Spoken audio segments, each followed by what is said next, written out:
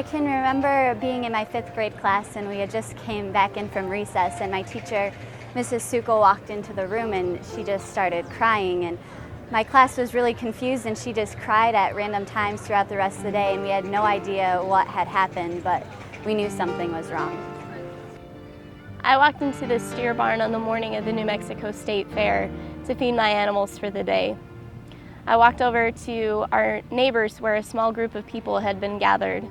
They were looking at a small television screen.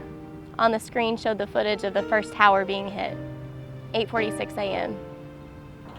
I had just walked into my 6th grade classroom at Woodward Middle School when my teacher, Mrs. Whitcomb, instructed us to stand up and begin reciting the Pledge of Allegiance. As we did so in unison, we noticed Channel 1 come on the air. Channel 1 was a news forecast for junior and senior high students, and as we were reciting the Pledge of Allegiance, the second plane hit the second tower, 9:03 a.m. My family and I came into the house after working the first group of calves when Tom, the guy who came to fix the oven, told us what had happened, 10:07 a.m. I remember it was a Tuesday.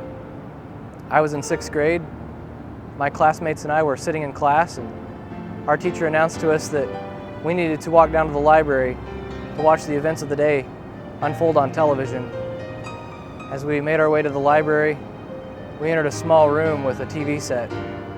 My class and I gathered around the TV set, just began to watch as things were shown to us on national television. And I can remember sitting there and hearing the roar and the screams as the towers fell. 10:28 a.m.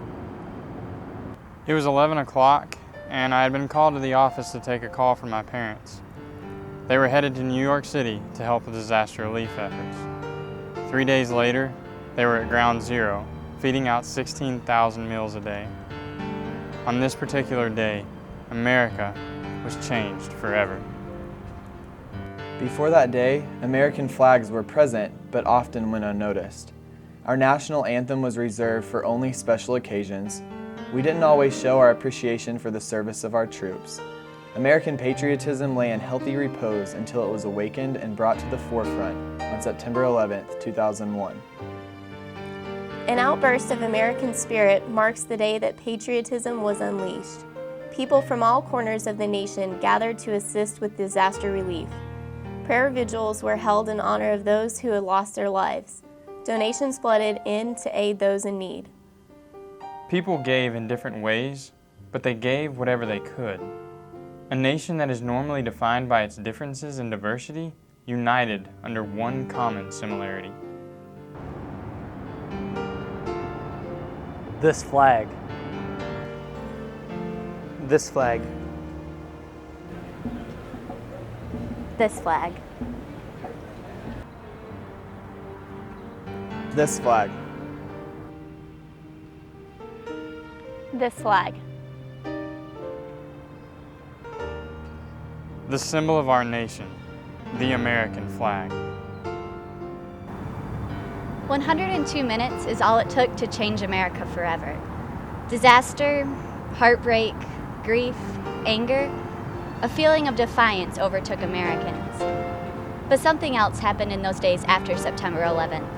An unleashing of patriotism, heroism, loyalty, unity, and love. But what if it didn't take this kind of tragedy to spark this reaction? What if we shared the love for our country, its flag, and its people every day? What if we led, unleashing the passion for others? What if we unleashed the passion for humility and service each and every day? Live with passion. Live with humility. Live through service. Live unleashed.